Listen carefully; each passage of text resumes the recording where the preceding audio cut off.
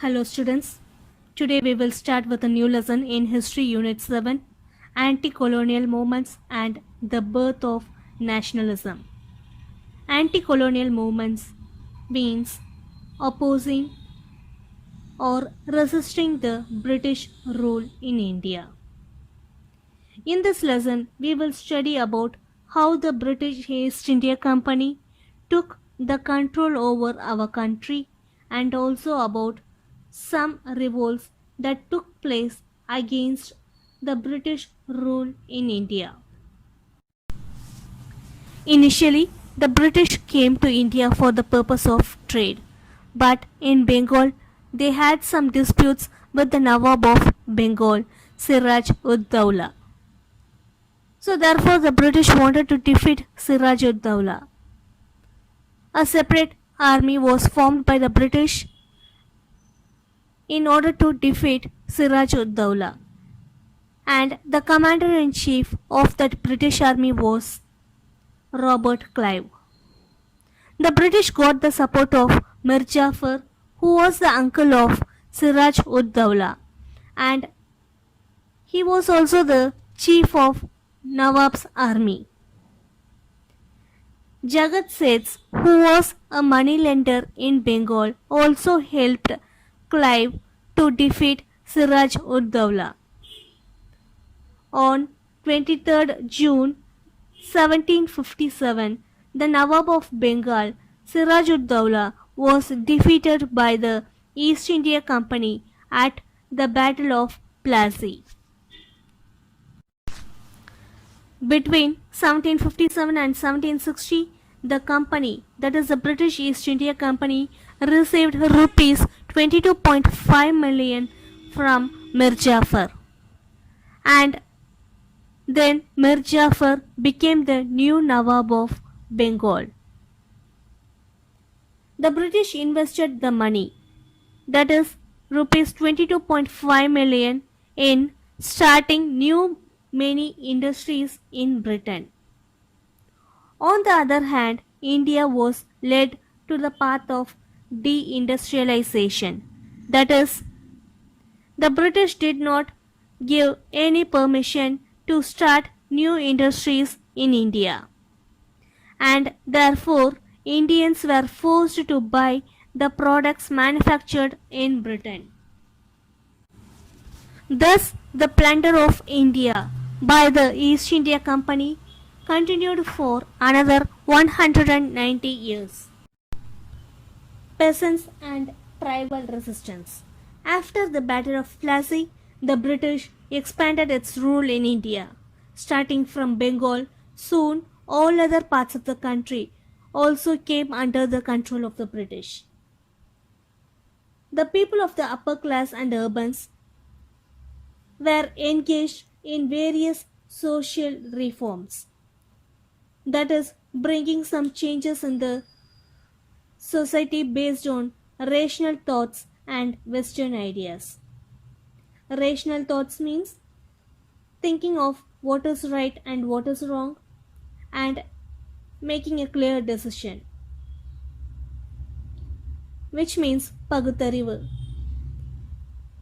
While the people of the upper class and the urbans were busy in various social reforms, a very aggressive, that is a very violent response to the British emerged in rural India. Especially the peasants and the tribals were the first to protest against the British. Their aim was not to remove the British rule in India. They made an attempt to restore the old way of living. There were nearly 100% uprisings during the British rule. Uprisings means revolt. These peasant uprisings can be classified into the following categories. The first one is the restorative rebellion. This type of agitation attempts to restore the old order and old social relations. That is, agitation means kilarchi, a forceful disturbance in the society to achieve something. This type of agitation attempts to restore the old lifestyle which was followed in the society before the entry of the British rule. Second one is the religious movements. The religious movements was led by religious leaders. They also fought for the freedom of the local people. Third one is the social banditry. Social banditry means an organized crime involving threat or violence. That is, some group of people started to plunder the wealth and they started to attack the Indians who supported the British. They were considered as criminals by the British, but the local population considered them as their heroes or champions of their cause. Mass insurrection. Mass insurrection. Insurrection means violence action against the government. It is usually an agitation without a leader, and it takes place every now and then at any place suddenly. Changes in the revenue system. The British restructured the Mughal revenue system in India.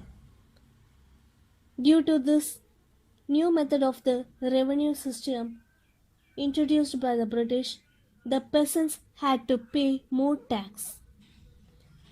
Before the entry of the British rule in India, there were no private ownership of land. Subletting of land. Subletting of land is the lease system. We know that the British started the zamindari system. The zamindars acted as an intermediate between the British and the peasants. They have to collect tax from the peasants and they have to pay the British. This practice of lease system complicated the agrarian relations. That is, it complicated the land ownership and land tenure process.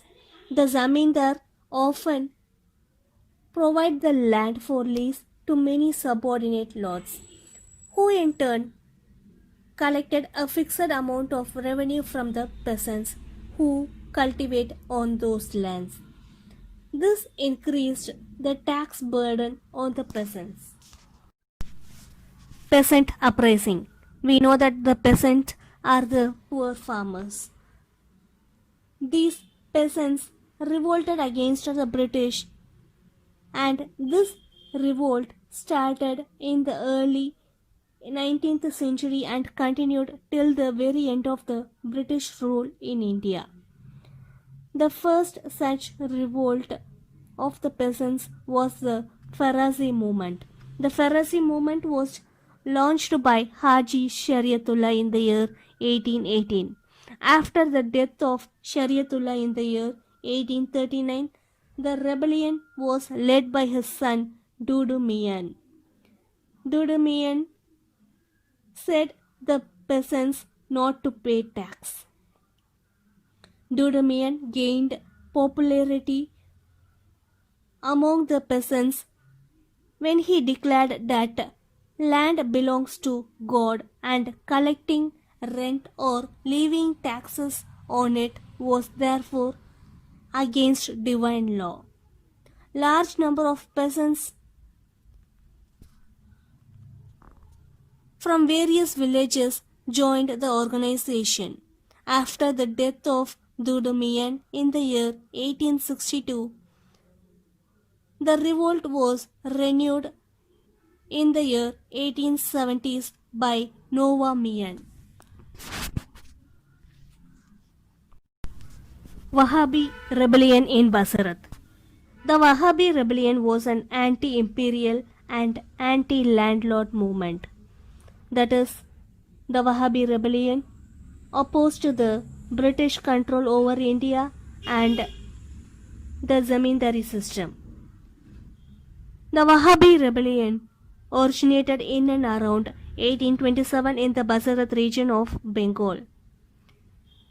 This Wahhabi rebellion was led by an Islamic preacher, Tatu Mir, who was deeply influenced by the Wahhabi teaching.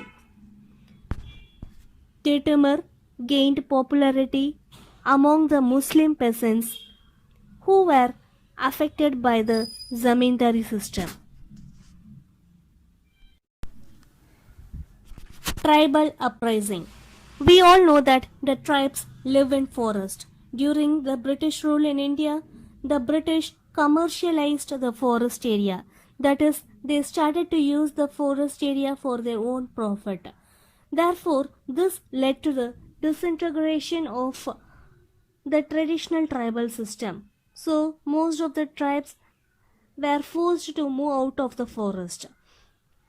Moreover, the non-tribal people like moneylenders, traders, land grabbers and contractors began to occupy the forest area. This was the reason which led to the tribal revolt. Cold Revolt. This tribal revolt took place in Chota Nagpur and Singhbum region during the year 1831 and 1832. This Cold Revolt took place under the leadership of Bindrai and Shingrai. Raja of Chota Nagpur gave the rights and job of revenue collection to the moneylenders. The tribes were forced to move out of their homeland and this led to the rise of the Cold Revolt. Initially, the tribes started to protest by plundering and attacking the properties of the outsiders who entered the forest. Later, they started to kill the moneylenders and merchants. The tribal leaders adopted the method of beating of drums in order to warn the outsiders to leave the forest. Finally, the British suppressed the rebellion with great violence. Santal Hul. Santal Hul are another group of tribes who also revolted against the British. Insurrection means a violent action against the government. The Santal Hul tribes survived in the various parts of eastern India. They were forced to move out of their homeland because the forests around the Rajmahal hills were cleared for the purpose of jamindars and for railway construction. So, the Santal Hul were forced to move out of their homeland and they were also forced to rely on moneylenders for money for their survival. So therefore, the burden of debt also increased. The Santal Hul tribals were oppressed by the local police. Now let us see the outbreak of the revolt. Around 1854, Bir Singh, who was a tribal, he was involved in social banditry. Social banditry means an organized crime. He mainly plundered and attacked the Mahajans and the traders. In 1855, two Santal brothers named Sidhu and Kanu said that they had received a divine message from the god asking them to lead the rebellion. By July 1855, the rebellion broke out against the Mahajans, Jamindars and the British officials. The tribals marched with bows, poisoned arrows, axes and swords and they captured Rajmahal and Bahalpur region. And they also said that the company rule was about to end. On hearing this, the British destroyed the tribal villages and also the properties. In 1855, an act was passed to control and maintain the territories occupied by the Santals. According to this act, The Santal tribals were provided a separate division of territory called the Santal Pragana division. The next type of tribal rebellion we are going to see about is Munda rebellion. In Ranchi, the Munda people were familiar with the cooperative or collective farming known as Kuntkati, which means joint holding land system. This collective farming system was totally suppressed by the private ownership of land by the merchants and moneylenders. So, therefore, a very important tribal rebellion occurred in Ranchi, which is known as Ulgulan Rebellion, that is the Great Tumult. The Munda people were forcefully treated as slaves and they were asked to work as laborers on plantations. In the 1890s, the tribal chief revolted and protested against the alienation of the tribal people from their land. That is, he protested against the shifting of tribal people from their homeland and also against the Beth Behari or forced labor, which means the slavery system. So the chief of the tribals protested against the shifting of tribals from the original land and also against the slavery system.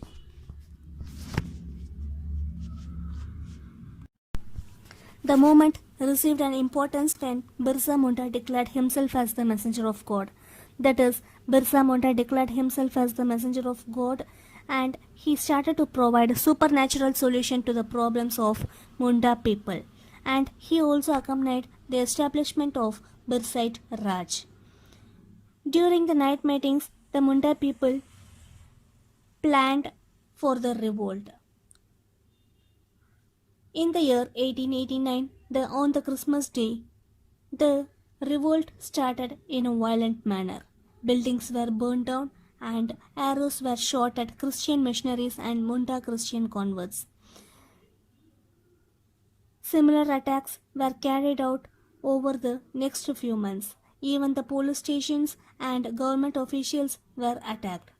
Finally, the tribals were crushed and Birsa Munda was arrested in February 1900 and he later died in jail. Birsa Munda became a folk hero and he is still remembered and celebrated in many folk songs. So after this Munda rebellion, it prompted the British to formulate a policy on the tribal land. So as per the Chota Nagpur Tenancy Act 1908, the government restricted the entry of non-tribal people into the tribal land. That is, the non-tribal people are not allowed to enter and disturb the tribal people in the tribal land.